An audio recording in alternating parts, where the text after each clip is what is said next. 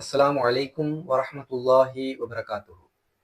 ரமலான் தொடர்பான கேள்விகளும் அவற்றிற்கான பதில்களும் என்ற அந்த தொடரிலே இன்றைய நாளின் கேள்வி என்னவென்றால், சஹருடைய நேரத்தில் ஒருவருக்கு எழ முடியாது போனால் அந்த நாளினுடைய நோன்பை அவர் நோக்க முடியுமா முடியாதா என்பதாக இருக்கின்றது. இதற்கான பதில் என்னவென்றால், ரமலானுடைய மாதம் மிகவும் அருளுக்குரிய மாதமாக இருக்கின்றது.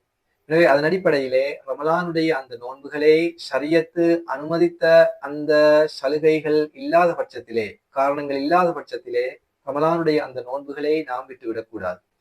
எனவே சஹருடைய நேரத்தில் ஒருவருக்கு எழ முடியாது போனால் அவரால் அந்த நாளினுடைய அந்த நோன்பை நோக்க முடியும்.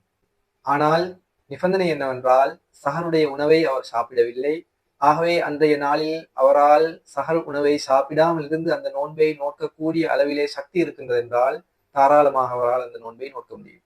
ஆனால் அவர் சஹர் சாப்பிடவில்லை என்பதன் காரணமாக அன்றைய நாளில் அவர் நோன்பு திறக்கும் வரை தன்னால் அந்த நோன்பை தாங்கிக் கொள்ள முடியாது என்று கருதுகின்றார் என்றால், அவருக்கு சிரமமாகவும் கஷ்டமாகவும் இருக்கின்றது என்றால், பிறகு அவர் அன்றைய நாளினுடைய அந்த நோன்பை நோக்காது விடுபடுகின்ற அந்த நோன்பை ரமலான் கழிந்ததன் பிறகு வேறொரு நாளில் நோற்றுக்கொள்ள வேண்டும்.